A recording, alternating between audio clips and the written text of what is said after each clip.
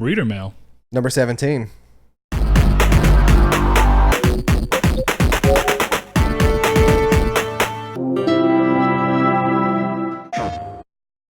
Hey everybody, thank you all for joining us for Reader Mail number 17. For those that don't know, this is an offshoot of Triangle Squared, a PlayStation podcast where we answer your guys' weekly questions on Twitter, Facebook, and Discord. Now, we are on our 17th episode. I'm going to introduce my co-host, Brett. Hi. And I'm Saul Bridges. And we do have an very important announcement to get out of the way before we go any farther. We normally record Reader Mail every 2 weeks. And of course, they go live every 2 weeks. Due to some scheduling conflicts that I have personally, this doesn't really involve Brett at all, but with my work and stuff and my home life, I don't get to see my wife or get to spend time with her a lot during the weeks. And there may be a potential for me to have a new job soon. So as of right now, episode 17 will be the last Reader Mail for the foreseeable future. There will still be episode 18 coming out eventually. If stuff doesn't work out with the job or whatever, I will come back to this and we can work something else out at home. But for now, it is going to be the last episode. We're going to get everybody's questions out of the way. So if you asked a question for episode 18, as I posted on Facebook, it will get answered today. Yes, and we'll be nuking the Discord for Reader Mail submissions, and it'll be gone, and you guys may see that before this goes live. But fear not, just because you guys are losing Reader Mail doesn't mean we have something else planned for you in terms of Patreon rewards. So we also record Dickish at Best every 2 weeks, and that is on the same day that me and Brett record Triangle Squared, which is on a Sunday. It's hard to release Triangle Squared early, I guess, than what you normally get it at, because you normally get it within 24 hours of the next day.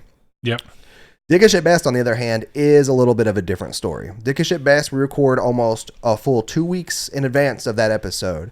So from here on out, what we're going to be doing to kind of sweeten the pot for our Patreon, since this is going to be going away for now, and of course, once this does go away and come back, these Patreon rewards, I guess we could say, would stay. Yeah, so sure. Dickish at Best will now be available the Monday after we record. Right? Yeah. Okay. Making sure we didn't say Friday or something that I forgot. It'll be available the Monday after we record. So those people will be getting Dickish at Best every 2 weeks still, but you're going to be getting it a week and a half earlier than everybody else.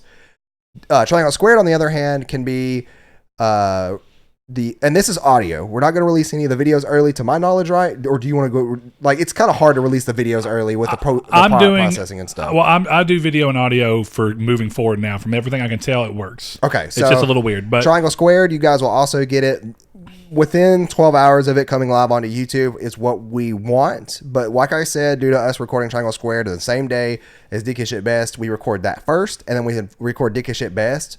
So while it's processing and stuff and it's uploading, we're recording Dickish at Best, and then that's uploading. And we're going to try to get you guys that the same night. There may be some hitches involved and stuff like that where it could be a day or two delayed. That also is not always something that's in our hands. YouTube also doesn't like Triangle Squared at all. So sometimes we upload it and it just doesn't pop up for whatever reason, or it gets hung up in uploading. In processing, yeah. Yeah, but anyway, we've been talking about this too long. I don't know. It feels like I know that we need to an extent, but it also feels... I just want everybody weird. to know that it's been fun for what we've done so far with Reader Mail. I've enjoyed it, especially this being one of my things. And unfortunately, if I do get this new job, then hey, you may see a lot of other crazy things happen on this channel that we could do, since I will be on a set schedule that's a normal schedule, getting off every day at 5 o'clock. So look forward to that, hopefully, as I am. And hopefully we'll see you guys for some more production soon. But as always, we start off with Facebook. So Brett, why don't you go ahead and lead us into Facebook, because I don't have one, so I don't know these questions at all. These are always blind questions. The weirdest opening to a Reader Mail yet, but necessary. The saddest opening. All right, here we go. Mr. Josh Drago, who, you know what? I know he's just going to ask this one of these days anyway. Why don't I? And I can't remember. Was your answer that you don't care for turkey spaghetti really either? I've never had it. Oh, okay. It doesn't sound great to me. It's not. I didn't figure it is. And I know that he's just yelling at whatever he's listening to this from right now. Uh-oh. But Josh, listen.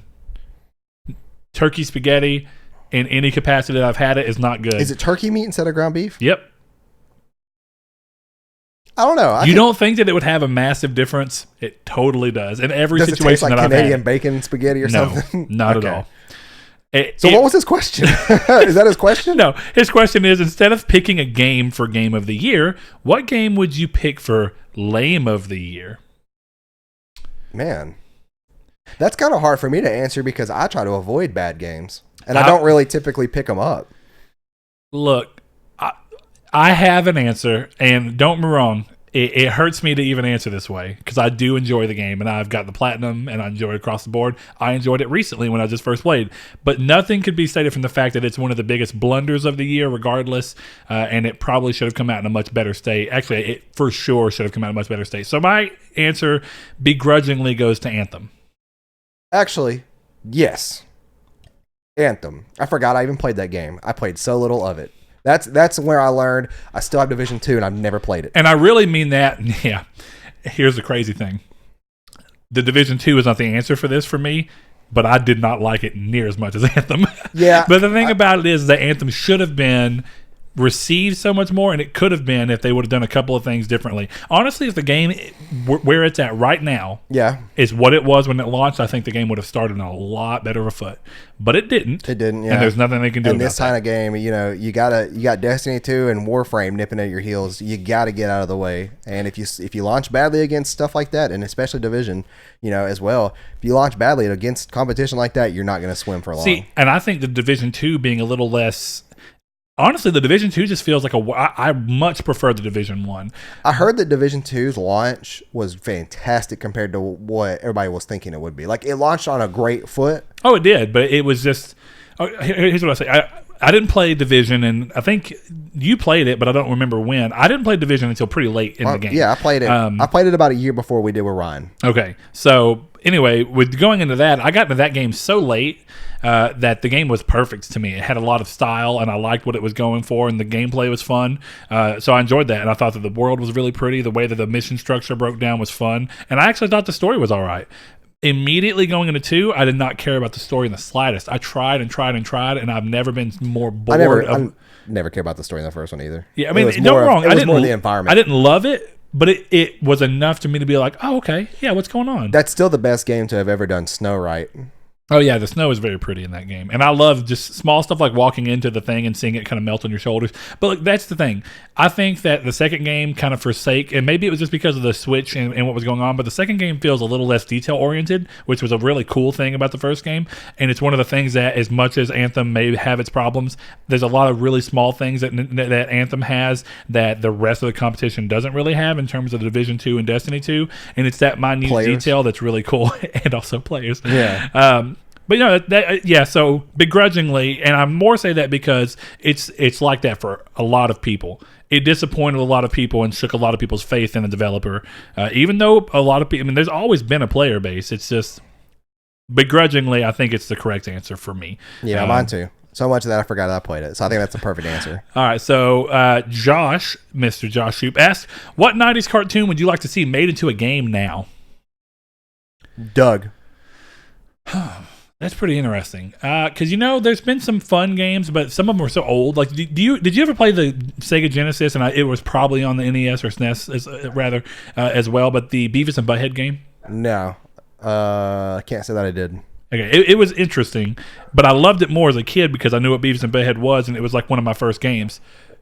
But thinking more into games that were from, cartoons from the 90s that I think would lend themselves well to a gameplay effort, it's hard to imagine something that really fits.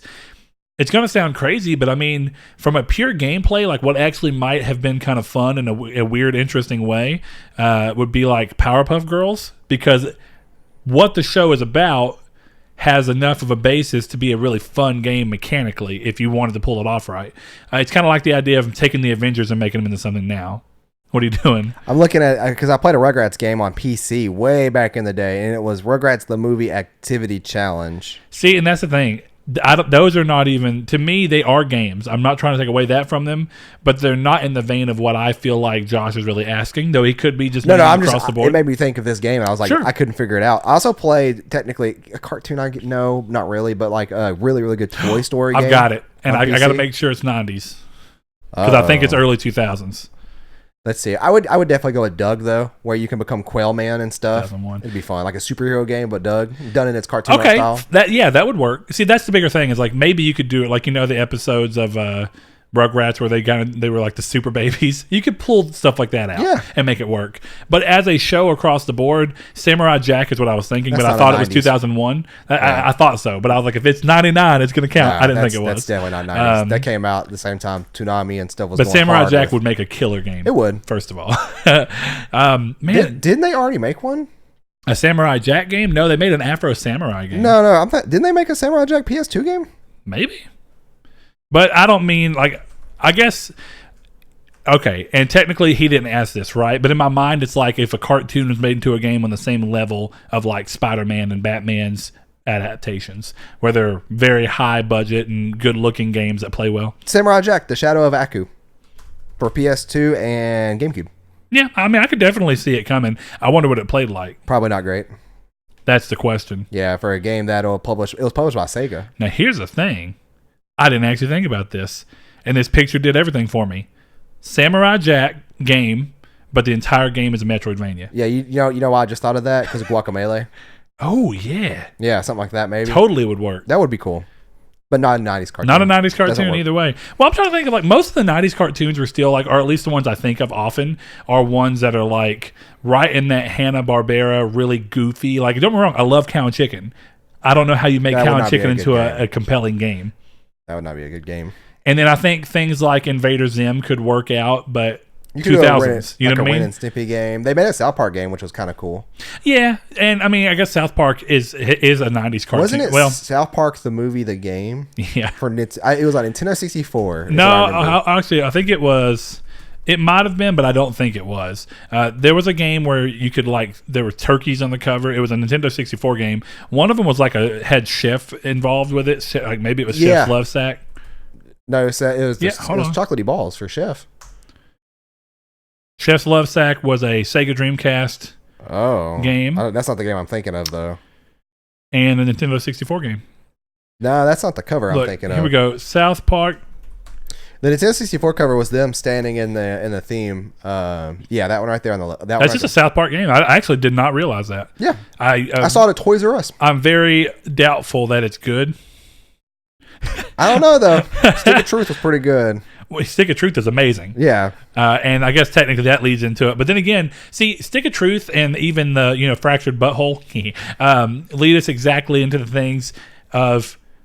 It's already the same. I don't think that a South Park game made in the mundane, normal South Park thing completely works. It's got to be wrapped up in the grander scheme of being part of something. Yeah. Stick of Truth is like, what if we took the idea of all the kids playing and made it into an adventure? Yeah, as the old style stuff and made it into an adventure. Now that doesn't mean that normal South Park stuff doesn't still happen, but the whole game you're running under this guise of being the hero kid or whatever. Then that happens again the second time, but with a superhero setting. You know what I mean? Yeah. So it's like you almost need that. So I think you're right. If you try and pull a cartoon like Doug and you say specifically, let's do one thing like the Quail Boy thing, let's go through that, we're going to make a game all about Quail Man, whatever. Yeah. No, it would work. I haven't watched Doug in a hot minute, but I do know what you're talking about because it was very odd. Good old Patty Mayonnaise. Mm-hmm. All right, that's a good question. On Facebook. Yeah, it is. All right, let me roll up to the next two. Dead Air. Gotta love it. Yeah, you know what? Dead Air is the best. It is. Also, Facebook making you scroll through questions is annoying, but that's okay. All right, let's see. Derek Porter, this is one that he asked what would have been episode 18, but he says, The Matrix movie is celebrating their 20th anniversary by having Dolby Cinema screenings this week. Do you think there's another movie that deserves the same upgraded theatrical screening? Man. Yeah, that's a hard question because Titanic, maybe? For what it was back in the 90s. I can see that because Titanic still holds up. Yeah. I mean, it really does. They've done this a lot. They've done this a good few times, too. Sure. Not movies I really agree with or like I saw value in that was worth it. But it's got to be a movie to me that is a spectacle in some sense. Yeah. And I think Titanic fits that. You know what I mean? Yeah, and that's what I'm trying to think of is that like some of my favorite movies, especially from the era of the Matrix, or not even really era, but around how old Matrix is and older movies. Like one of mine, I've said it before, would be Shawshank Redemption. That wouldn't be a spectacle to see in a theater like this, though. See, I don't think I would care to watch it. I think that there's a real argument to be made of like, hey, wouldn't you want the chance to see the Matrix again in theaters? That'd be kind of sweet. I got it. Jurassic Park. Yeah, Jurassic Park would be a killer film to read. Jurassic Park. Like this. Yeah, that'd be a great one. I was thinking... Or Alien. Yeah. See, I feel like there's a level of... Something about action movies that have a large sense of scale and spectacle and suspense, you kind of need that. Yeah. And I feel like that's true. He did say Dolby Atmos theater, right? Yeah, he said Dolby Cinema screenings. Oh, okay. But in general, I mean, it's essentially re-releasing it with a theater experience that's enhanced from what it even was back in the day. Yeah, so picture and sound remastered to an extent. You know, there's movies that I love by like Stanley Kubrick. I mean, dude, I'd love to see. The Shining would be really dope to see. Shining would I'm be going to go with interesting. Shining. I think that's a good one. I wasn't thinking that. I was thinking 2001: A Space Odyssey, which I wouldn't be surprised if it's already been done. Actually, it's a really cool movie that does a lot of interesting stuff in a time where that was completely unheard of. You know what I mean? Well, The Shining would make even more sense because the sequel's coming out this year. Oh, that's true. Yeah, that'd be a good one. And I mean, that's just a dope movie. There's don't get me wrong. It's one of my favorite. I've never read now. The Shining book, but I know that people always talk about the fact that the way that they wrote Jack Nicholson's character and that didn't quite match the book. I know Stephen King did not like Stanley Kubrick after he was done with the movie. He did not like the movie at all. Either way, it's a fantastic horror movie, though. If you've never seen it, go see it now. But don't make the same mistake I did and miss out on it for so long. I will give you this, though. Jack Nicholson was a weird person to cast, and whether it was him or the way they wrote it, it does do the thing where the typical thing I've heard is that in the book, when you're going through, it's like a guy who by all senses is normal, and then you see him over time losing his mind, whereas from the very beginning of the Shining movie, Jack Nicholson already looks like he's on edge. He's holding a Playgirl. Like there's a scene in the first 10 minutes of the movie, he's going in for the job interview and he's holding a Playgirl. Not a Playboy, a Playgirl. So I mean, in general, it's just a weird movie. Still a fantastic, still a good 10 movie. out of 10 movie. Go see it. Definitely. Okay, now this one I'm curious is what you're going to think, because I have some thoughts after the most recent thing, but we haven't really talked about it. Randy Heron says, does anyone else think Death Stranding is a game Kojima is putting out just to show people will buy anything with his name on it? You're basically a postman with a baby attached to his chest that gathers piss-covered mushrooms and takes naps. No thanks, Kojima. I'm not buying the Randy simulator. I was going to say, I like how Randy, of all people, brought up Postman. I love you, RJ. But Josh would have worked too. Yeah, Josh would have worked too. But, you know, I think that he just has like a really abstract mind. And it's almost like Junji Ito in a sense of like what he does with horror is like, there's not many people in the world that can be that abstract with their mind. And Kojima's he doesn't care. So whatever he puts out there, he just puts out there. I don't think it's a test of any kind. I feel like this question is more of a joke, but and I know it definitely is. But I think it still comes to the point of, and it brings up the bigger question, which I've already thought. Me and Blake, one of our old patrons and good friends, we were talking about it, and after he ended up watching it randomly on Facebook, because he didn't really game anymore, but he was rolling through Facebook. And he saw it, and he messaged me and says, "Hey, have you watched the new Death Stranding stuff?" I said, "I started to watch it, but didn't get to watch it all because I was at work." So I said, "Let me go check it out, and we can talk about it." And dude, I gotta agree. He's like, I don't see the value in it from what they shown, and what they showed at Gamescom was not compelling in the slightest. You get a pee on a mushroom, or you get a pee and make a mushroom. But dude, apparently everybody that pees in the same spot, like something happens, like the mushroom grows. But maybe, but how we're gonna see combat apparently at TGS is what they said. Don't get me wrong, is what he told Jeff. But here's what they've done now. They went from showing stuff so cryptically and in a weird, interesting way, just to show you what the game's really like, just to do this. And this feels like this is the first time we're seeing a substantial part of the game without any kind of cuts, and it was boring as hell. Well, it was weird. Right? Like, I mean, I'll give you that. It was weird, but and then it felt empty. Playing with the baby. It felt awkward, and it had the same problem that and I actually say this as somebody who enjoys Kojima games. It was true all the way back to even Metal Gear Solid 4. The game's always, and I even said this before I watched it. He was like, it just doesn't look. He goes, it looks rough, and I was like, well, I have to look. And he ended up saying, yeah, that's part of it. Is that I don't know why. All of Kojima's things, whenever he animates people or any of his games of animation, they look like they're walking with a stick up their ass. Yeah. Always. It's looked like that for so long. I am worried the game's going to be empty. It looks fantastic in terms of like graphical fidelity. Now what kills me about that is that this is coming from a game like Horizon, which is full of life, be it robot life or little bugs and whatever it be, the trees being a dense population. It just looks, and I think part of it's just because of the part that they keep showing in the game looks like it's all part of the Greenland thing, or Iceland rather. Yeah. But it's still to that point where you're looking and saying like, nothing you're showing me is compelling outside of the people who just do that. Well, it's Kojima, so I trust him. And I'm still excited to see something about the game. But Honestly, if that was the only thing I'd ever seen in the game, it would have entirely turned me off on it. I could see that. But the reason I'm excited for it because I know Kojima's a weird dude, and like I don't know. I always walk away from his games, and it's always been worth it. So it's a name I can fall back on and know that I'm gonna like. I'm with you all the way until Ground Zeroes, and even though I didn't beat 5, it was enough to make me not even want to play 5. You know what I mean? Yeah. Ground Zeroes, but I know Ground Zero is kind of a demo, so it's hard to want to say that. It's also weird to put blame on him and Konami because we don't know what was there. Well, not for Ground Zeroes. I mean, I guess Konami the whole game could have forced Ground Zeroes out, but I don't know. Because, think about Ground Zeroes is it came on the back of, a lot of people were thinking that they were doing Ground Zeroes to put out. Because do you remember how much it cost? It was way too much money. I think it was 30 at launch, but it was way too much money for what it was. I don't remember how much it was because you're going to buy it from me regardless after the challenge. Yep, that's true. That's a dickish at best story there. That is a dickish at best story. But in general, I just, I could see that. It gets to the point where I think a lot of people, I'm not going to say all, it gets weird. There are people I know who love Kojima up until 5, including me. And including Ground Zero. A lot of people were like, Ground Zero was already my starting point of being like, what the hell? Yeah. And it's not, I don't know. It played okay. I didn't really just love or hate it. The best stealth games ever. And it's not even a great Metal Gear Solid game. Now, 5 or Ground Zero? Okay. Because, Ground Zeroes, I guess, is technically part of 5. But yeah, but I think 5 is one of the greatest stealth games ever made, but I don't think it's a good Metal Gear Solid game. Like, I never beat 5. True, yeah, for sure. I never beat 5. I got to the part where you kill the Sahelanthropus, and I'm done with it. Yeah, you've always said that you beat it as far as you stopped where you felt like the ending should have been, right? I killed Gray Skull, and I was done, and I knew the ending at that point, and I was just like, this is a cool ending. This is it's a really fitting ending for Kojima. I'm done. I also think there's a good comparison of Kojima to make to Christopher Nolan. There's so many people that no matter what Christopher Nolan movie he makes, they will go sucking all kinds of dick for it. By the way, this is not I forgot to say this is more of a let loose podcast. If you guys are watching with kids, I hope not. But this always has been for Reader Mail. But I think that there is Christopher Nolan films I do not like. Oh no, 100%. And I think this is very unpopular opinion. I do not like Interstellar. I did not think that movie was good. Haven't watched it. That movie was like I forgot how long it was. 3+ hours. Is Interstellar the one with Sandra Bullock? No. Or is it the one with Matt Damon? That's Gravity.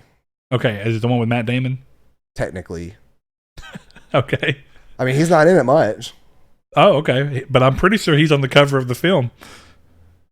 I don't think so. It's Matthew McConaughey you might be thinking of.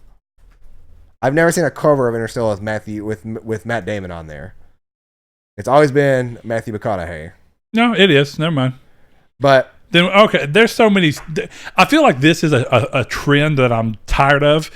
Movies with one person alone in space with one other person to communicate. To be fair, he had what's her name with her the entire time, and Matt Damon. But that's just my point being is that this whole Lost in Space thing is getting way overused. Not Anna Kendrick. What's that girl's name from Dark Knight who played Selena Kyle? Oh God, Anne Hathaway. Anne Hathaway, yeah. But like, I think that there are not critics, but there are these creators that people will hold up to an unholy degree. Kojima's one of them. Christopher Nolan's one of them. You got to just take it for what it is. I enjoy most of Kojima's works. I enjoy most of Christopher Nolan's works. I'm not going to defend them endlessly for no reason. Yeah, see, what gets weird about that is you're right, though. Even though that exists, a lot of the times, creators that are like that have earned it somewhere. Yeah, so I think people be like, "Oh, I played Metal Gear Solid 3, and that game is a masterpiece." Yeah, that's all I needed. They both earned it from pretty much a objective and subjective spot there. Yeah, sure. They've created stuff that's laid groundwork for other stuff. But it's just one of those things that's there. I know people in real life that is like, The Dark Knight will be the greatest film ever made ever. And I'm like, shut up. It's a good movie. It's a 10 out of 10. It's gonna be topped one day if it hasn't already by a movie I've never seen. And subjectively, it could have been topped already for some people. Yeah. Was that our last one on Facebook? The last one on Facebook. Let's move on to our lonely question on Twitter. I was gonna say what's on Twitter because I don't. We have our good buddy No Fate always coming through. Oh yeah, I actually like this question. I do too. But ironically, he answers the question. He does 100%. And I didn't even. Okay, story for this real quick. I was, woke up this morning and Twitter shows you stuff in your thing, but it doesn't show pictures attached. So I saw the question, was able to read it in my notification bar, but I didn't see the pictures. On the way to work this morning, I was like, that's a good question. And the first two games that popped in my head, because I was like, well, he asked, does it improve it, or does it, or one that you think improved it, or one that you think hampered, whatever the word he used is. Yeah, but that wasn't later introduced. The game launched with it. Well, I think from what I'm saying, and I think the reason he's saying it too there, and I don't know what he meant by it, but it's a series that never had it that was introduced later in the series' life. Good, because that opened up the question for me a little bit more. Yes. But what he did ask was, he says, is there a franchise that later introduced co-op to a game that you thought enhanced/hindered the experiences? If so, how? And he shows a picture of Resident Evil 5 and No Man's Sky. I was not a fan of Resident Evil 5. I think Resident Evil 5 is where, and this is actually going to come in important for later, I think Resident Evil 5 is where the series started to fall off for me a lot, because Resident Evil 4 was one of my favorites on top of 2, now at least. But he did post another picture of No Man's Sky, which of course everybody knows that what that game's been through with what it's added for the singular cost of $60. If you still own it, this game has become a different game, and it's become a dream of what everybody was hyping up in their mind to begin with throughout the launch of the game. So there's not another game, though, that a series even added co-op to that I thought, man, this is a lot better or worse. It probably is something that either went under my radar because it had it and I just don't remember what it was, or it was something that I'd never even played. Ironically, my two are similar, but real quick, one of the things I want to capitalize on that you're talking about No Man's Sky is that I can't think of a single other game in existence, and somebody tell me if they have another example of a game that's done exactly this. I cannot think of a single game that you bought at full price, and at 3 years later in its lifetime, it has changed so many times I have a for the same original price. And I mean, no having to spend any other form of money. I was going to say, I have a cheat answer for this. Because the problem is things like Destiny and those service-based games, but a lot of them are based around DLC that you buy. The only game I can think of that matches it, but not for $60, and the only reason it's not there is because it doesn't exist in the price category is Warframe. Well, I was going to say Final Fantasy 14. Just from the base game to Heavensward. Technically, you're right, because people who already owned the original 14 launch got Heavensward, or not Heavensward, but the Realm Reborn for free. Realm Reborn, yeah. And it was that really cool, like the couple of days before there was like that meteor in the sky that was canonically going to come kill you. Yes. That was really well done, to be fair. But once again, you pay monthly for that, so technically you spent money over time on it. Well, no. So when the game first launched, it was monthly, but after the first 2 months or so, the game was already doing so poorly that anybody who owned the game could continue to play the game in perpetuity, who already bought the game, or anybody who wanted to buy the game could play no monthly charge until A Realm Reborn launched. And when it launched, that's when the subscription came back. By the way, speaking of like playing with friends and stuff, you might want to go ahead and get a Switch Lite, because I did not know this. If someone digitally downloads other games, Nintendo has a share play feature where you can literally just log into my account and play the game the same time I'm playing them at home on a different network for free. So if I bought Link's Awakening, you would have it too. We'll have to talk more about everything digitally. So. We'll have to talk more about that. Yeah, it's a feature they've actually implemented, and they want you. It's like, when you on the DS. Then why not lower the price of your fucking games? Because people do this. This is so dumb. No, you're gonna tell me that you don't mind losing a complete sale so that someone can play your game just because it seems like a good idea, but you're not just gonna lower the damn cost of the game for people who may not have any friends. I mean, this could also be a thing that they may not take. Here's the thing. I already was having a conversation about the Switch earlier with Seth, because he started talking about the Switch Lite, and I was like, I don't know that I'm getting one. And then he asked why, so of course I start going down all the reasons. I was already I worked myself up them. I was like, you know what? I gotta stop. To be fair though, that completely ruined that. They would fail as a business, as a company, if they had every game that theirs come out, or games like that for $40. If two people were playing it for $40, that essentially becomes $20. Oh no, I get that. But just cut that damn feature and just let me buy the damn game for cheaper later on in life. I doubt that's why the feature is there. I don't mean that. This is more like a family thing. Whatever. For multiple Switches in a house. I'm just saying that I'm angry. That's all I'm saying. And it's not something that you're not really. Hold on. Let me back up. Yeah, let's go back. It's a great feature. It is. It's like for the DS. I'm not trying to crap on the feature. Yeah. I'm trying to crap on Nintendo for making a feature that's so good while simultaneously having such a terrible decision made in their pricing for the consumer though, because it's good for a business, because people are going to suck that game right on. That's true, and we always talk about business as a business. We burned down the forest from the trees. We burned way down. Okay, so Resident Evil 5 was one of the ones I thought about immediately when I got in the car today. And what I mean by that is Resident Evil 5 across the board was the game series as a whole going way more actiony than it needed to, and this is where it gets weird. He says, does it hinder the experience? The thing about Resident Evil 5 is that, ironically, the game is actually a lot more fun as a co-op experience, but it's not. It's very similar to Saul saying that Metal Gear Solid 5 is not a good Metal Gear Solid game. I feel that exact way about Resident Evil 5. And it's funny that they're both 5s and long-running franchises that both started on the PlayStation 1, essentially. But when you're looking at that, the problems completely with Resident Evil 5 being co-op is that the whole game being geared toward this action thing, the little bit of horror that's in it is completely sapped away when you suddenly have someone on your back. And now, bridging off of that, a similar series that ended up following the same path as Resident Evil, sadly, starting as a very survival horror-driven game and then going more and more action as it went along. Dead Space 3 is another one. The problem with Dead Space 3 is it was also a game that went way more action-oriented, though I would say less so than Resident Evil 5. Still had a little bit of horror going for it where it needed it. But the same problem introduced. The moment that you let someone else play with you, it's almost like, why put the feature in the game when as soon as someone goes into the feature, half of what makes you feel the way you feel in the game is gone. Part of what makes survival horror games feel so tense is that feeling that you're alone. There's no one to fall back on. If you mess up, you're done. You know what I mean? It's like, as soon as someone else is with you, that tension is cut in half if it's even there at all. So I definitely think that adding co-op to survival horror games, at least ones that are not solely built around the fact of having two people. And what would be interesting is if they found a way to make a co-op survival horror game that was done kind of in the way of like Portal 2's co-op. And what I mean by that is that it's not co-op that immediately has you two playing with each other so much as it has you two splitting off on paths of the world, going and doing different things by yourself, but having to do them so that you can affect the world for the other person in an interesting way. And that might be a way to help bring some of that tension back, because when you're separate but still playing with somebody and relying on them for something, let's say it this way. You know that game, what is it called? What's it play like? It's the one that A Way Out. Okay, so a co-op game that exists where everybody does their own things, but they see their own character's world as they go through, and they'll do sometimes completely different parts, and then sometimes they'll come together. If you can make a horror game, a survival horror game that was built from the ground up to be a co-op experience that completely relied on y'all doing things for each other separately, like that would be a great co-op experience for it, because you'd have times where you felt completely alone and like, I don't know what's coming around. There's nobody that can help me, save me. I got to do this. I got to, that would be fantastic. But No Man's Sky definitely is one that I think helps entirely. And it's probably the shining example of a series that I think introducing co-op to made it that much better. I can't think of another game that added co-op later in an entry in a series that I think helped it just immensely. I think No Man's Sky is mine.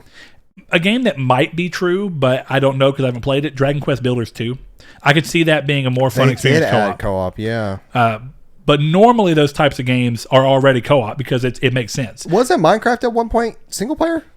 Maybe, but I don't genuinely know. I'm pretty sure it was. I didn't play it until it wasn't, but you might be right, because Minecraft started kind of rocky, and I think you're right. It was a single player experience. Something I never experienced. When it was still in early access.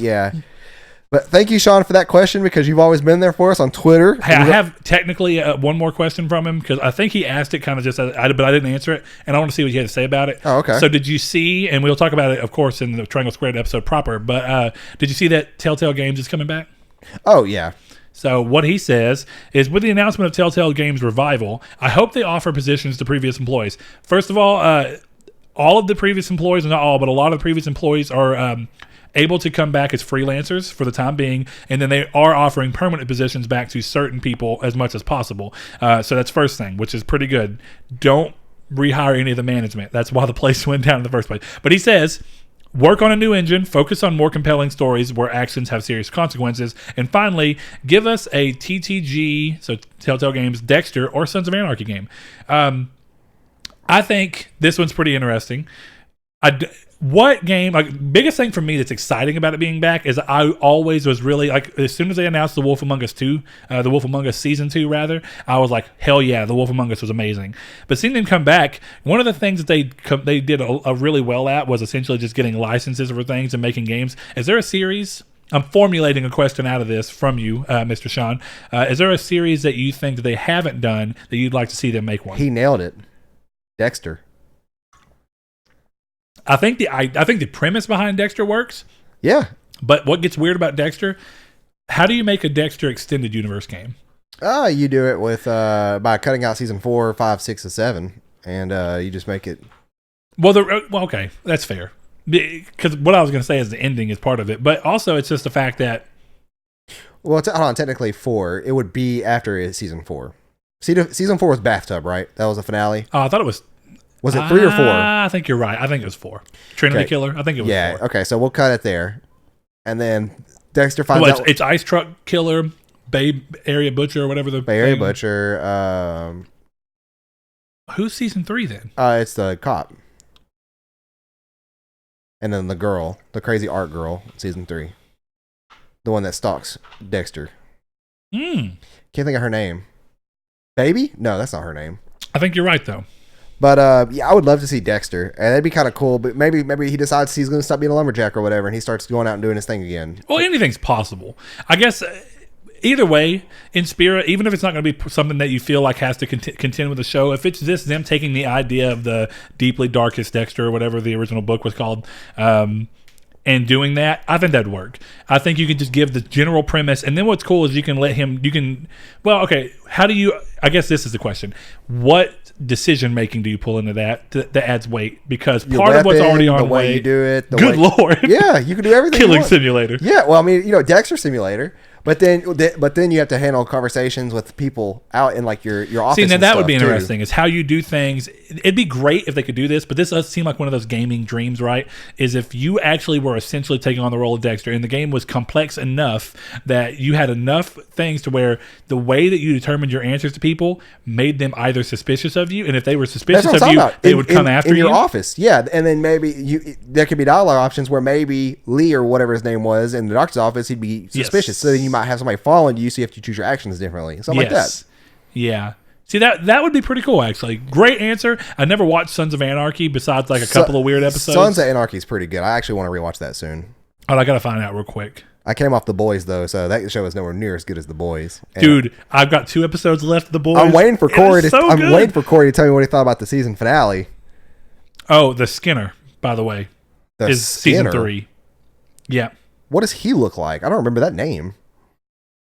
I'll just Google it real quick. By the way, game sharing works for both people playing the exact same title. However, the person who's not on the primary system, so you have to be connected to the internet at all times.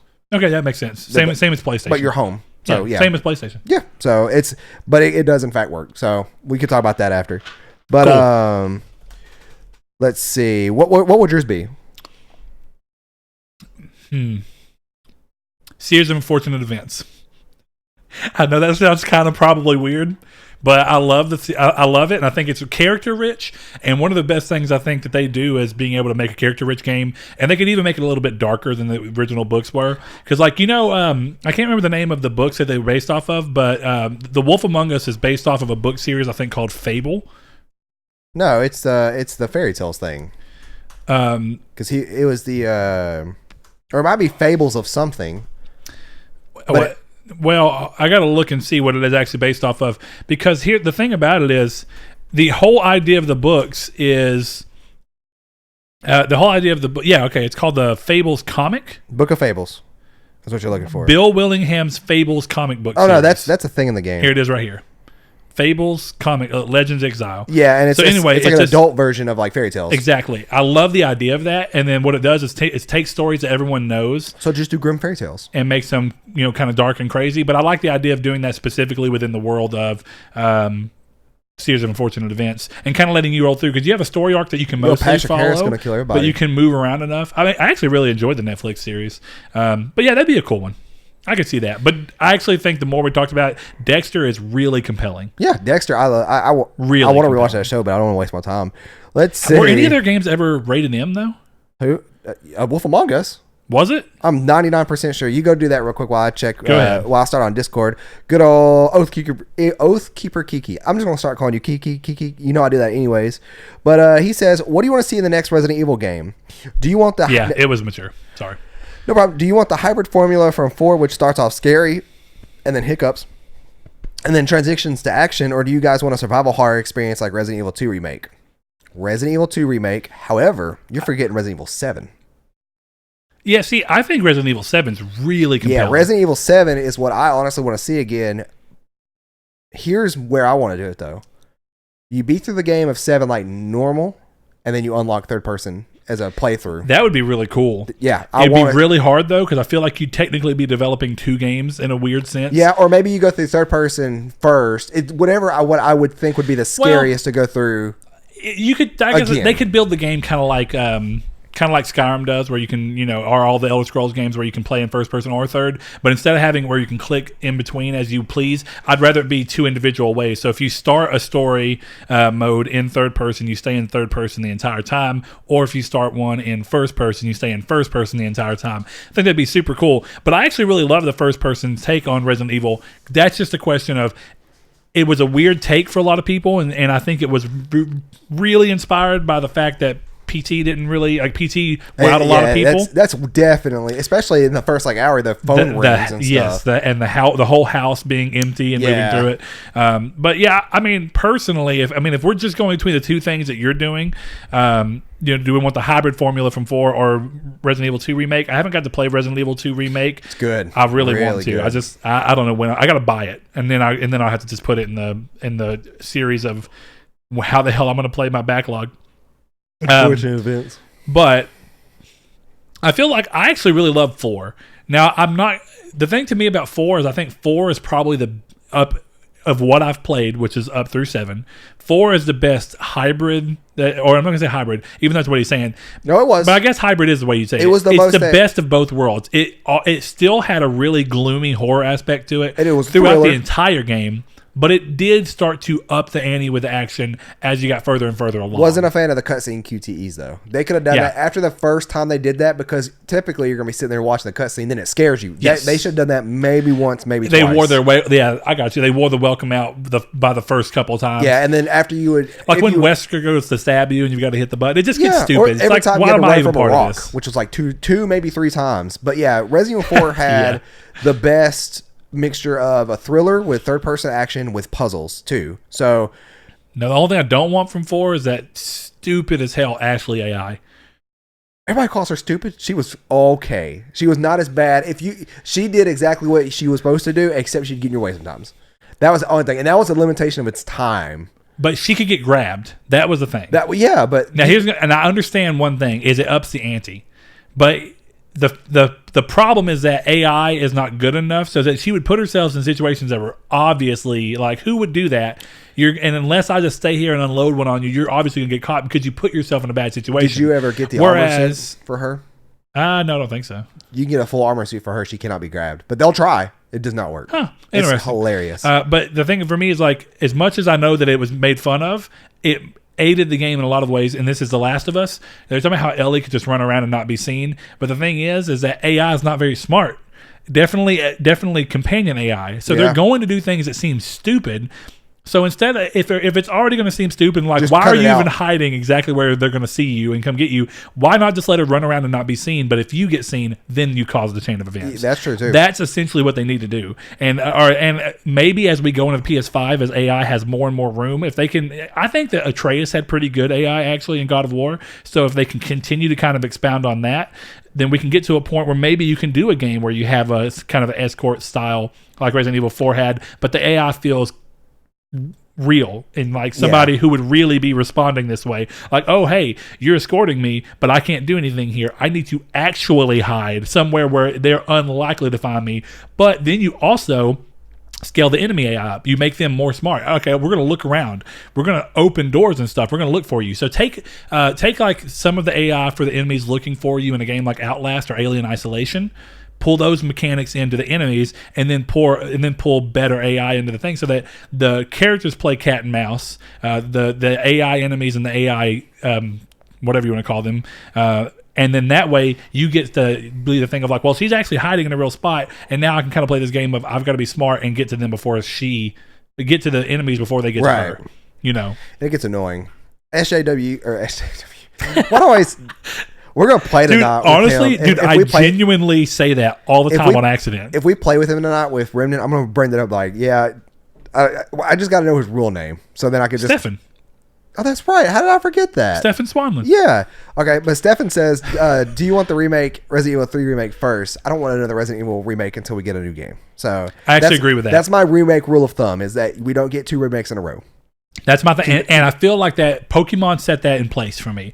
Yeah, it feels good. Yeah, it feels good to play something completely new. Yeah, and then go back to something that's like, something that was like, and it's not always the same remakes. They've only done that twice, or technically once. Well, what do you mean? Well, Fire Red, and then Let's Go Pikachu Eevee. Oh yes. So it's never. They always. Well, I guess technically they did do it twice. They did it with that pair of games, and they did it with Alpha Sapphire and Omega Ruby. Oh, Omega Ruby and Alpha Sapphire were the first remakes of Alpha of. I'm talking about times they've done it. So they remade Gen 1 once, and then they remade Gen 3 once. So they've done it twice. Well, yeah, but they've already remade Gen 1 with Fire Red and Leaf Green. Yeah, and they remade Gold and Silver too. Yeah, Soul Silver, Heart Gold. They've always done remakes. Yeah, but they've always been. Where's a remake of Platinum? Well, the remakes of Platinum was the third game. The third games never get remakes. Where's a remake of Diamond and now we Pearl? actually might see that. I know. I want to see that. Yeah, we might. Or Black and White. But don't get me wrong. I actually really love Resident Evil 3. It was the first Resident Evil game I ever played, Nemesis. I wouldn't mind seeing a remake, just like he says. I just want to see it after Resident Evil 8. Show me something new. Show me something interesting. Then go back and show me what you want to do there. Then the question is, do you want RE3 remake to be like RE2 remake with gameplay since they're similar games?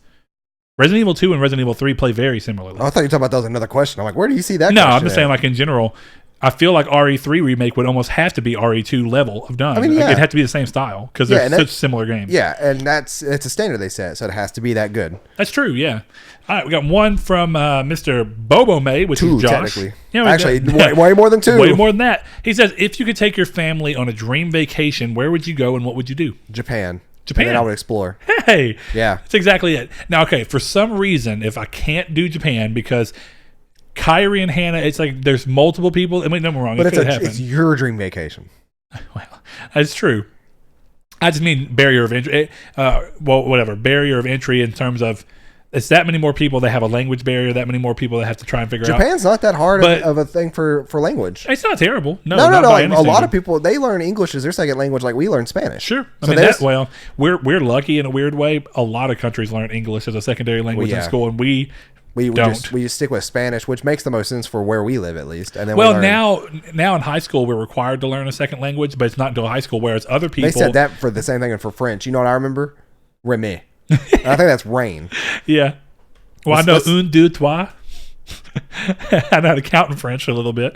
But anyway, let's see. Japan is definitely mine. Now, what exactly we would do, the whole thing about Japan and why I want to go, and this sounds weird, it's kind of a cheat answer. What I would do would literally just do as much Japanese stuff as I could, culture in general, just so I can understand. I'd want to go, you hear these stories of things that I love from just a general way to live type of thing. Like, people go to concerts. Good Lord. Way too loud. But, people go to concerts, and, when you go to a concert in America, definitely where we're from, all the concerts I've been to, people act crazy, and then you get done, and there's drink cups and cigarettes and trash all over the floor. You hear people talk about, like in Japan, that's incredibly uncommon. There'll be a concert, and during the concert, by all means, it seems like a normal concert as much as you'd say, but then when you leave, nobody leaves their trash behind. It's a respect thing. No, in Japan, like they don't have trash cans on the sidewalks. Like you have to go find a trash can, and you are expected to carry your trash with you if you go to a convenience store.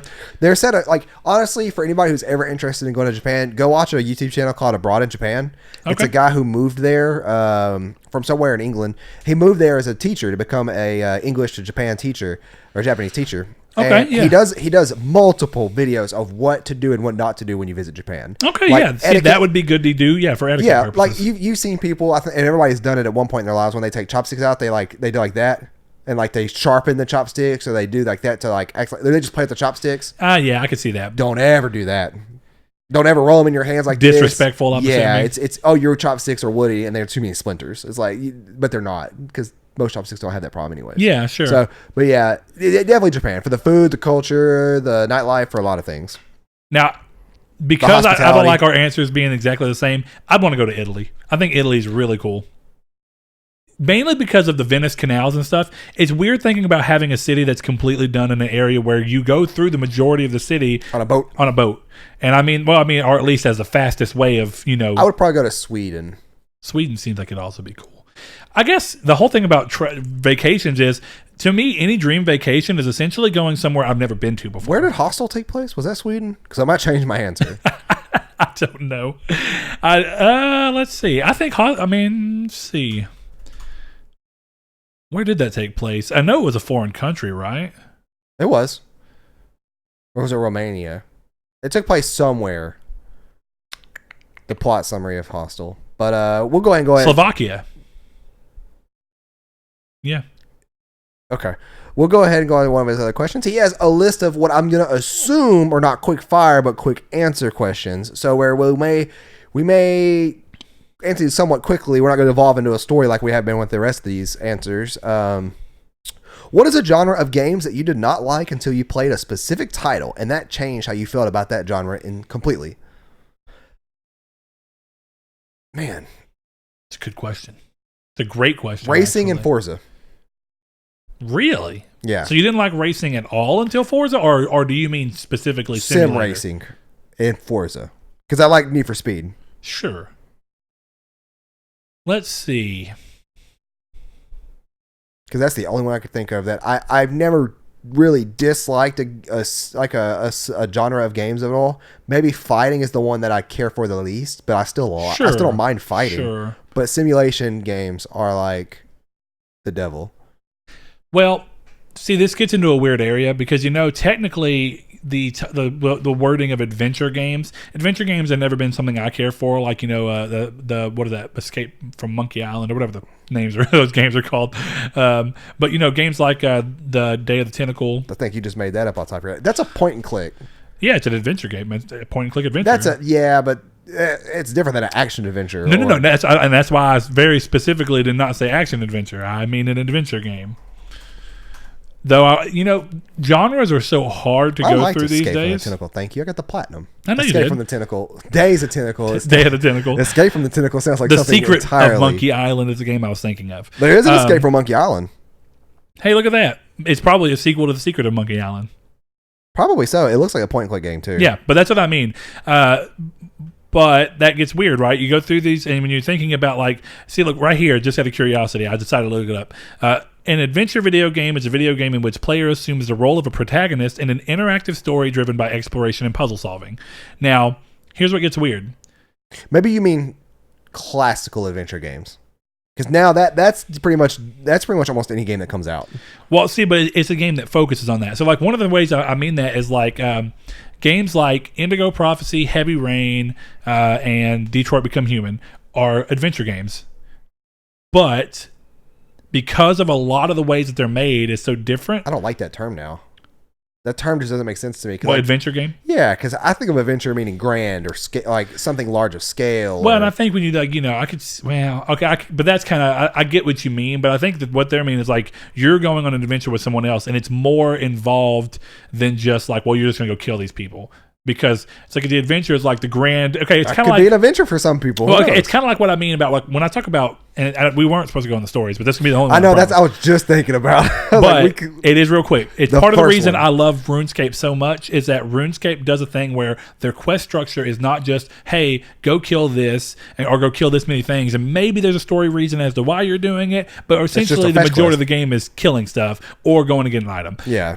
Instead, RuneScape has tons of quests where you don't do any kind of killing. It's all about talking to people, figuring things out, puzzle solving, literally going into rooms and be like, what can I do? What can I interact with? Going to talk to 7 prostitutes to find dandelion or dandelion. Dandelion. But yeah, no. But that's what I mean is that I love that so much because even some of the best quests on RuneScape, like Monkey Island, ironically enough, takes place on Apatow and all these things. But you go through, or Monkey Madness, is the name of the quest. But it's got like combat parts that you need to solve, puzzle solving you need to do. There's like, it goes as much as you go to a hidden temple and you look at this thing and you've got to do this like puzzle that's set up, and it's like one of those slide block puzzles, but it's really intricate and you've got to go through and play it. And there's something about that where it feels like it's more adventurous. It feels like kind of like how some people are like, well, I want to be a pirate, because the idea of a pirate is not that you're just sailing all day. It's like, well, you're selling the hidden islands and finding treasures and hidden caves and seeking out things that no one else has ever seen.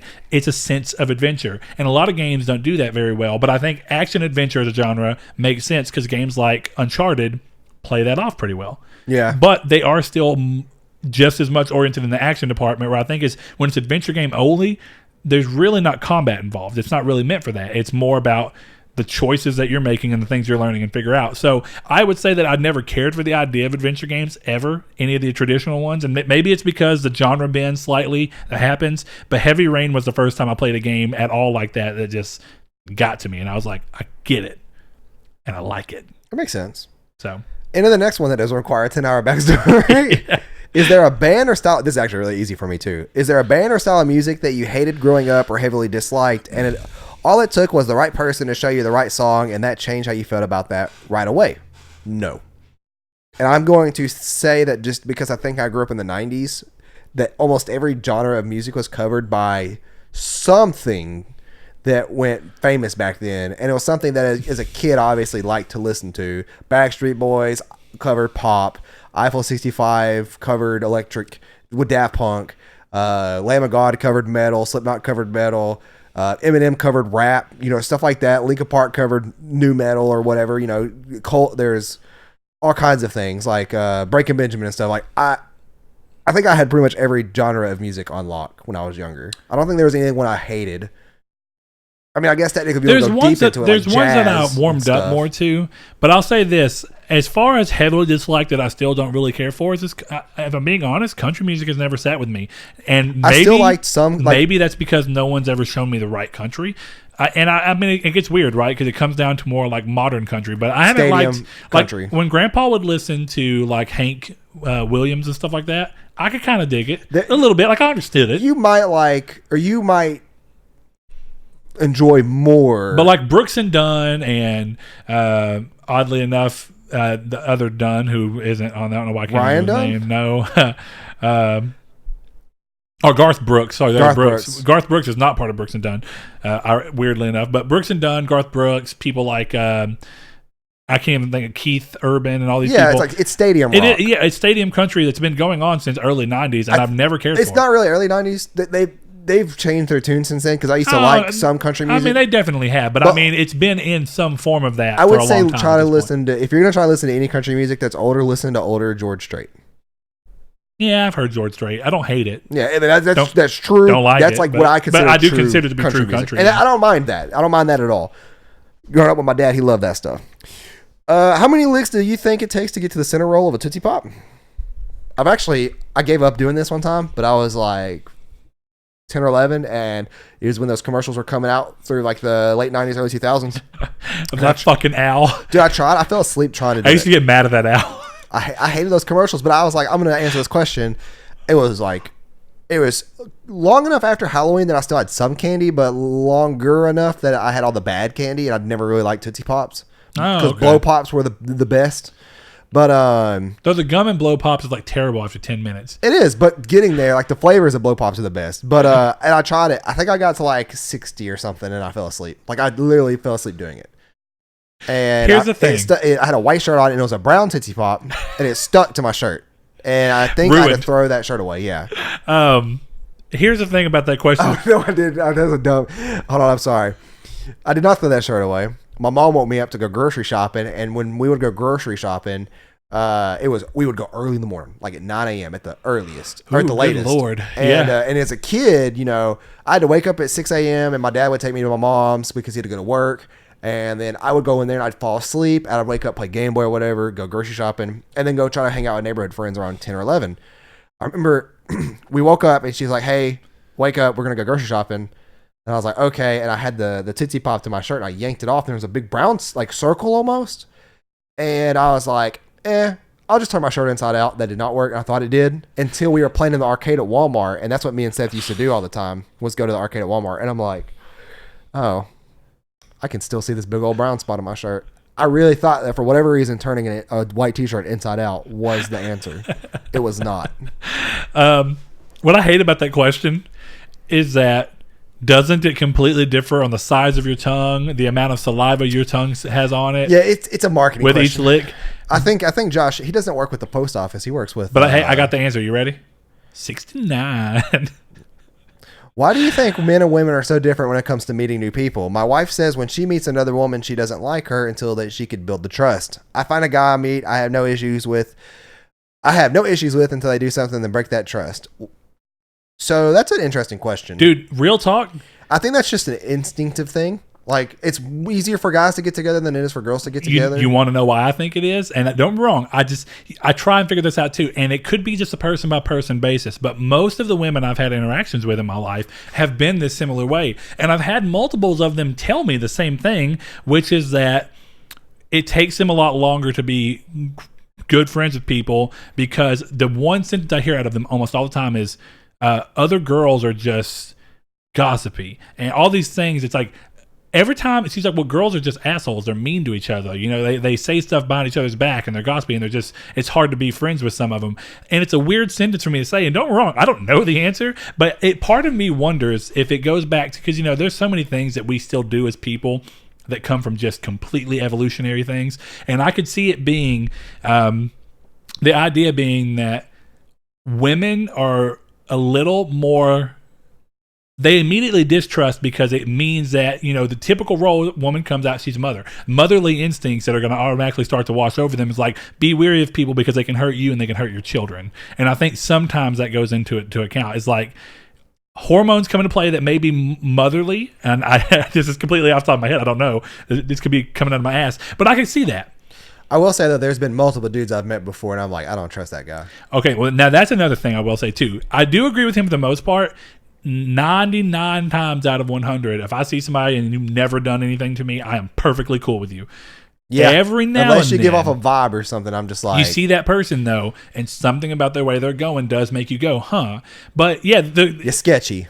I think what he's saying is that as far as he can tell in the experiences he's had, and I agree with the experiences I've had, men are far more likely to meet another man and just be, I'm fine with you, got no problem with you. Me and Corey, like, first time we met, gave a hug, and like, I can't remember because my memory, like, for whatever reason, the first time, 2 times we hung out with Corey, the first time we met Corey, was the same day that me and him drove your wife's car to pick you up because you had a flat tire, wasn't it? Yes. Yeah, dude. Within like 15 minutes of hanging out, we were driving Brett's wife's car to go pick up Brett at the car dealership. And you'd never met this man before. Never had him. Yeah, it was a blast. But there have been dudes that I've met where I'm like, I thought they may have ulterior motives than just wanting to be friends. Sure. Like they're trying to maybe use me for something. Which is good. Instincts like that are good to follow. But I think sometimes, I know my wife, she's more skittish of people. And I think it's because of that same thing where she's just like, be wary of what they can do.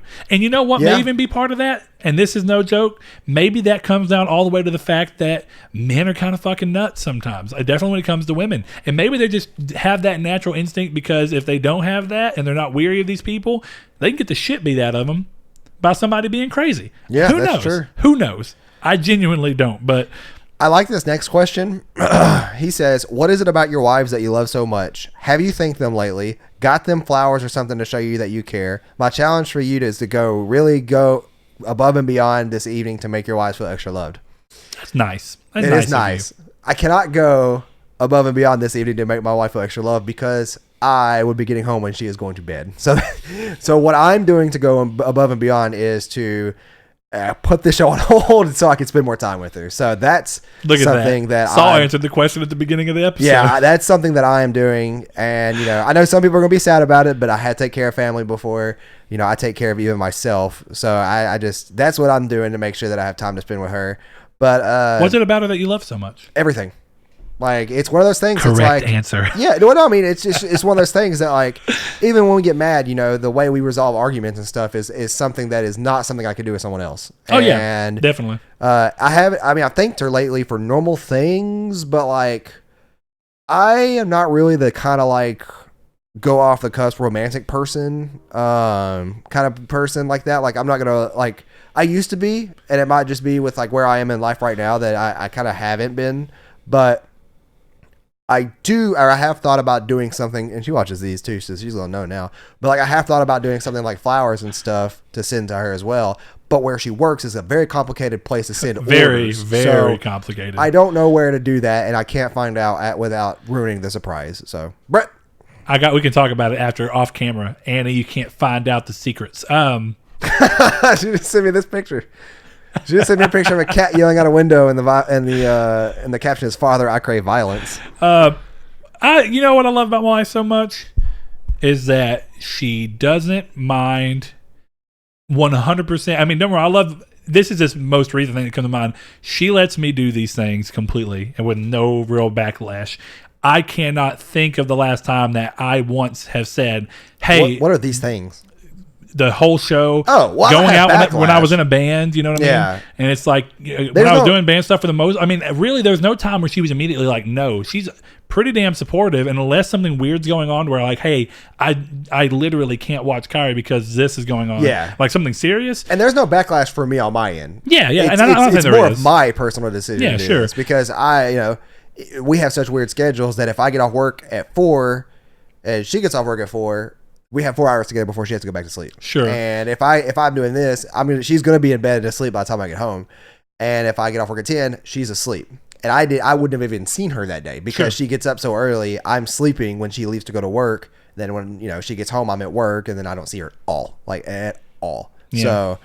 Which and that's you have that end of the extreme, and then I have the end where I have a much more normal schedule. And me and Hannah's schedules line up. Yeah. But when I do things like this, where I could see there being backlash, but thankfully there really hasn't been, is that she ends up having to watch Kyrie by herself. Y'all don't have a kid, so at least there's that. True. Thankfully it's not one of y'all constantly being stuck with the other. That's true. I love my kid, but it is nice to have somebody else there to support you, or even get a chance to get a break. And that's not something I can fully understand until something like that happens. But if I wanted to say something that's always been, she's always been supportive. I guess there's that. But you know what? She's got a good sense of comedy that just right up my alley. You know what I mean? It's like we can do the dumb jokes toward each other, and she laughs and does the the I hate you, which is really the I love you. Like when you do something, they're like, I hate you. Oh yeah, yeah. There's that. As far as thanking them lately, I think their last night, she cooked a really good like jambalaya style meal that was like seasoned rice with some hot sausage and bell peppers and whatnot. Yeah, delicious. Thanked her for that. And you know what? That's a good thing to do. Now, here's the weird thing for me. I don't buy flowers, and we actually had this conversation with her mom the other day. Flowers go right into the same idea of where I feel about... Actually, it's not right into it. It's actually even worse because they just literally die. Is kind of like tattoos. It's just like you're spending money on something, and I don't begrudge other people for doing it. It's just for me. I'm spending money on something that doesn't fully live, and it's just going to die eventually. And it just seems like a waste when I could buy her something she really needs or give her money for something that is... whatever her gratification is. Think about buying somebody food is that maybe it's not the best food for them, but they still technically have to have food to survive. Absolutely. So it's like, in a way you can kind of justify it. It's like, I can spend a ridiculous amount of money on food, but at the end of the day, I needed that food. So it kind of works out. But she understands that, and thankfully she doesn't really mind. We talked about before, she, hasn't minded, she's like, it'd be nice if you got me something like that. But instead, I just do things like, we used to do jewelry every now and then and kind of be nice to give her stuff like that. Yeah, but I try and surprise her. My thing that I try and do for her in terms of just to show that I care is small things randomly. And like every now and then I'll just go to Ulta and get her like a gift card because she buys makeup from there a lot. And constantly she's having to spend her own money there normally. So kind of doing that and just going, hey, here you go, is like now she gets to go do all that without having to worry about it coming out of her own pocket.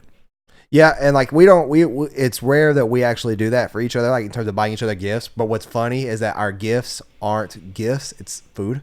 Like, yep. I'll come home and there'll be like and everybody who had one knows an Otis Spunkmeyer blueberry muffin sitting on the cabinet. I'm like, oh man, that's my jam right there, dude. What I love about it is like they're so moist. There's no other word to describe it. There has to be a chemical in there that just is going to kill me one day because of how moist they keep those muffins. All right, 2 more questions. Yeah, well, no, we have a lot more questions.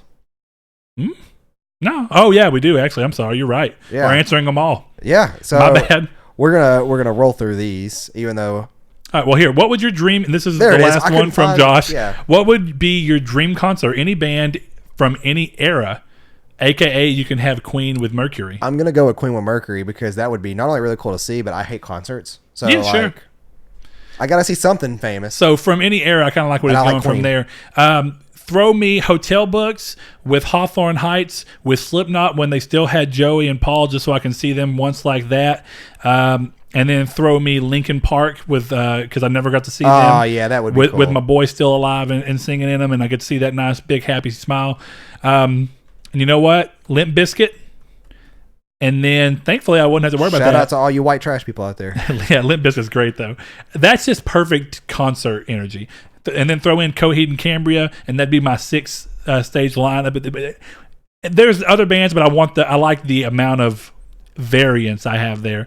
You know what? Throw Eminem as a throw him on there somewhere. I'd like to see. I've never seen a rap show. This sounds like a Super Bowl halftime show. I've never seen a rap concert, and it's always perplexed me. Of like I just watching it, which I feel that way about bands sometimes, but it's like watching it, I'm not picking up on the kind energy. Of energy. Yeah. Yeah. So I was like, I need to see it in person. Like we were talking about with racing. It's like racing's so different. What's yours? This happens. I pretty much agree with Queen, but when you said Linkin Park, I was like, yeah, Linkin Park. Okay, would be fair cool. enough. So people who died a little too young in their and situation. Kiki already asked a question that has been answered for me. Technically, it might have been answered for you too. What would be your wrestling entrance song? Yes. He says his would be Expander from Streets of Rage 2. What would be yours? Smash Mouth. All-Star. We did this, kind of in a sense. It was a boxing match, but yeah. Mine was the cover of Weight of the World by Yu-Gi-Oh. No, mine was the cover of Weight of the World by Scar Productions, and it's very good. SKAR Productions, and it's so good. It's metal cover. It's what I came out to on our little video. But you know what? If I want to answer the question again, one of my favorite things about the old school, like I never really got super into wrestling, but you know, there's times where you just heard songs and it's like something's cool about like the real chaotic, like classic metal. Like you remember when Stone Cold Steve Austin would come out, and I'm pretty sure it was him, and Disturbed had the Break Glass song that would play, where it starts with glass literally breaking and it's just dun dun dun dun dun dun dun dun dun dun. Yeah, that's I don't know wrestling at all except for I barely watched it, but my really good stepbrother game on Super Nintendo or Nintendo 64 that was a wrestling game. I'm not. It was a Smash versus something.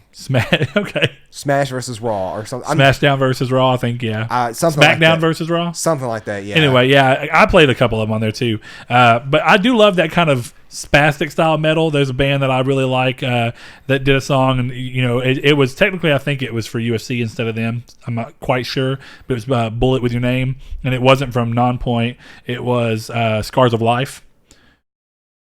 But I have no anyway, yeah, I think I'll stick with the one I actually did, but I do like that style. Yeah. Okay, you get the next one. Our good buddy Stefan comes out saying, out of these options, which PS title should Bluepoint remake?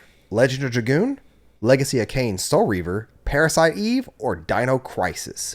Bonus. Choose one to be remade and the one game to be never played by anyone again, ever. I'm going to go with Legend of Dragoon on this one. I'm 100% going to probably piss somebody off of my answer for the one that never be played again. No, I would say Dino Crisis. Me too. Yeah. Don't get me wrong. I don't give Dino a Crisis is shit fine. about Dino Crisis. Of those 3 games, yes, it is the worst. It is. It is by far. Especially, honestly, I had a hard enough time saying Legend of Dragoon versus Parasite Eve because I'm going to be honest here. I don't think Legend of Dragoon has a good story. It's not great. It's a product of its time. Yes, that's what I was about to say. I actually think it's got a cool world, super cool lore. The characters are cool. The combat system is I think the first one that did the turn-based smash a button for critical stuff in its time era. Yeah, I think it was definitely one of the earliest ones. But I love the game, but I think you're right. Part of the reason I'd want it to be remade is I want it to be. I want the story to be smoothed out. Did you know that game was directed by Shuhei Yoshida? Actually, I did know that. Now that you said that, I didn't at first. And I was like, no, I have heard that before. So, but I love that. PlayStation fans. I love that game. Honestly, though, I almost picked Parasite Eve instead of. Parasite Eve's got a really cool premise and a cool story, but the gameplay is really rough because it suffers from the same things as like the early Resident Evils to me, where the camera is just really hard to work around with what you're doing. I would want to see it remade in the vein of something like Resident Evil 2 remake, where it's from the ground up and making the game play smoother. Yeah, I could see that. You know, without because if I remember right, Parasite Eve 1, yeah, it had the locked cameras. It did. And it was like, I hate that. It was like Silent Hill 2. Yeah, I hate that. I can't stand This it. is very similar vein to Silent Hill 2. That's true. But yeah, and Dino Crisis can go away forever. Yeah, Dino Crisis can go away forever. Mine's Legend of Dragoon as well, just because I think that it's the one that only saw one entry. It didn't get to go anywhere. Whereas the Legacy of Kain series, as much as I even love the Soul Reaver series, it's a series that went on a long time, and it even got a sequel. Legend of Dragoon never got anything. Yeah. Wasn't there... Never mind. I'm thinking of some other game. I'm not thinking of Parasite Eve. Parasite Eve didn't have a sequel, did it? Yeah, Parasite Eve 2, and then it had the third birthday on PSP. That's what I'm thinking of. I'm specifically thinking of Parasite Eve 2. Dude, actually, third birthday, it not the perfect game, but dude, for a PSP game, I enjoyed it. Wasn't there a Silent Hill collection on PSP too? Maybe. I don't know. There was a Silent Hill game. I know that. Yeah, that was. Yeah, there was actually a couple. Wasn't the game on the PSP? Wasn't it a remake of 2 or like Origins? Silent Hill Origins was one of them. Yeah, okay. Maybe it was the main character. I can't think of the main character's name from 2 now. The guy's name. But anyways, Kiki says, so with rumors going around that Bully 2 is coming in the future, are you guys worried that it will tank due to overly easily offended people blaming things on the game? No. Rockstar, even if they did, Rockstar would not give 2 shits. That's what I was going to say. Is I like the question, and I get where he's kind of coming from, and I think that we're in a weird time period for content. But the thing about it is, I feel like every Rockstar game, maybe not Red Dead because it's way more grounded, and you're still doing bad things, but it's about being in a time period, and you're a character that's supposed to do bad things. You're a cowboy. It's a little more justified. Whereas games like they made Grand Theft Auto 5 I say not that long ago. It was 2013. Man, time flies. But 6 years ago. Even 6 years ago, and people are still... What I mean by that, here's the point. Grand Theft Auto 5 is still one of the best-selling games, so obviously that's a game that has a lot of crazy stuff going on into it. Tons of stuff that would offend people, yet people are buying it up still, and it's hitting the top sales list constantly this long later on an entirely different system than what it originally launched on. I don't think that they have anything to worry about. I think you see more problems from smaller games that have a smaller base of people that would have already bought them, like we've seen recently with... Ion Fury or whatever. Those are the games that are going to have the most thing where that little bit of uproar. 3D Realms published it. It's kind of like a old school Duke Nukem style shooter game, I think. I'm not gonna lie. But anyway, it's that game's been embroiled in some controversy over some jokes that are in the level design. I don't know the complete exact story, so please don't quote me on any of that. But a game like that can see way more problems from people being offended because it's already got a smaller base it's leading to, and then you can really divide that base quickly. Whereas I think things like Grand Theft Auto, the precedent that the series have always set and what people expect from it is already over the top, and Bully being the same, I don't think that they'd have to worry about it. Kind of like I don't think Cyberpunk has to worry that much about even the little bit of backlash they were getting against things like transphobia and whatnot. I don't think that they have to actually worry about that, primarily because... they have made themselves huge. CD Projekt Red by a lot of people is starting to get on that Rockstar level where people are like, holy crap, gonna buy what they make no matter what. And they came out today saying that, like, I think that you can have your character to be or genderless. Probably. I think is what came out today. I mean, you're half robot. You can kind of do whatever you want. Makes sense. Yeah, I mean. But either way, I think, I agree with Saul is that Rockstar is going to do what they want and people are going to lap it up because people love Rockstar. They love what they do. They're the perfect people in parody. Yeah. That's a fun sentence to say, perfect people in parody. All right, next one is from Josh Ayers. He says, what seldom used feature of the PS4 do you love most? That's a good question. And it's always the same. What's weird about seldom used is who's using it, right? I think if it's coming from us, the seldom used, that's still a favorite. Personal. So what's yours? It's the same one every time for any feature of the PS4. It's the app. It's seldomly used because you don't buy games weekly, right? So every time, like yesterday, when I will say though, they're slipping because now I have to use the web browser because for some reason the app will not allow you to use only PayPal. It says you must check out in a web browser for this. And I don't I think I know. And now the app should still be made to do it, but I think it's because it has to reroute into a PayPal thing. Yeah. But the app can't do it. But I use the browser. But what it is being able to purchase a game on my phone and download it from my phone. Yeah, I seldomly use it because I don't buy games weekly anymore. But yeah, it's a convenience that I wish every single system had. Everything ever to come out from here on out. I want it to download stuff while my system is technically off. Yeah.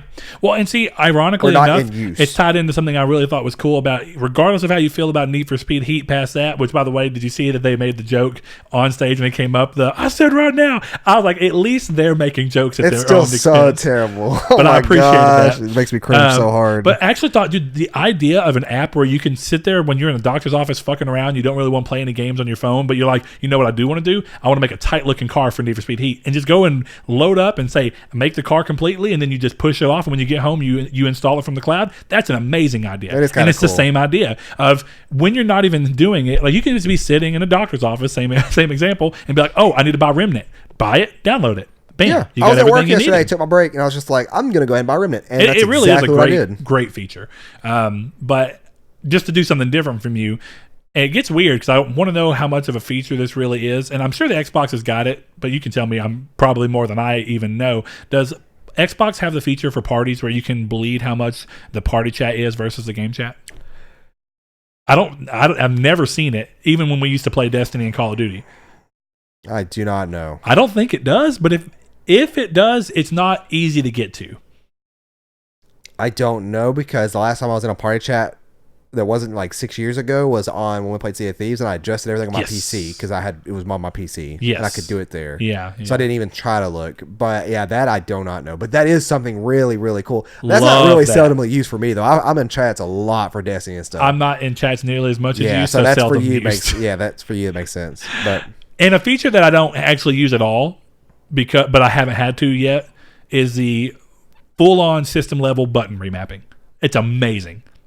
Even though it's not for me necessarily, it's a fantastic feature. It is really cool to have that too. But I'm pretty sure every other excuse me, yawning. I'm pretty sure every other manufacturer does that now though. Maybe, but PlayStation was one of the first. I'm fairly positive because it was a big deal. People were like, "Whoa, this is interesting." Yeah. So, but thanks everybody for showing up for episode 17. And once again, hold on, we gotta cry. This is the last episode. This is the cry. We gotta cry. We gotta go put on like comfy. We love you guys, and we will see you next time. Film in front of a couch. But thank you to everybody for their support for Reader Mail. You guys are gonna see us at Dickish at Best, and you're gonna see us on Triangle Squared. So. Yep. But we'll open this back up once again here soon, and hopefully you guys will still have interest to ask us questions. And once again, we always say that when you do see it open back up and you ask us questions, I don't care if you ask us like Josh did 10 questions an episode or what.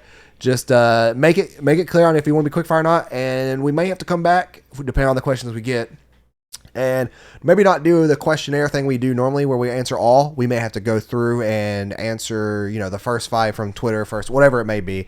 This is all up for discussion and due to change. So whenever it comes back, we'll work more with the community, see what you guys. Yeah, we'll work more since we'll still all be on limited times, even though it's not as limited as now. But it'll be something that we'll have to work with and work with you guys too directly. So we want to make sure that is something we can do. But once again, thank you all for tuning into episode 17. We'll see you soon, hopefully. Soon. We'll see you on Triangle Squared proper. Yeah, here's what really happens. What we should have done is, how superhero movies, they'll have like Spider-Man will return. We should have Reader Mail will return. I could do that at least in post. for one day. I wouldn't worry about it in post. Yeah, we'll throw it up true. live for patrons. But something we could have thought about for a card on a good old Steam Deck. But thank you all once again for questions and your time. And we really, really hope to see you back for episode 18. But, of course, you'll see our ugly mugs on Triangle Squared, episode 128. Yep. 27. 127. There you go. All right, thanks, guys. Thank you. Thanks to our patrons, and I still haven't fixed this list, but I know the name, thankfully. Dan Barber, Josh Jarrell, Matthew Green, my name is Dan, Douglas Below, Sean Santarud, Eric McAllister, Matt Sycamore, Funk Turkey, Shadowist, Steven Salazar, The Stonard, Travis Blow, Eduardo Palomino, Stefan Swanlin, Coy Live, Philip LaGuerre, Corey Hickerson, Brian, Donovan Williams, William Digital Spooker, Derek Porter, Josh Ayers, Brandon Edwards, Sean One Neo, Tyler Powers, and Dylan Kirby, even though it says Funk Turkey. If you'd like to support the shows in any way, go over to our Patreon at patreon.com/Nartech or click down in the link below, and we appreciate it so much, guys. Thanks.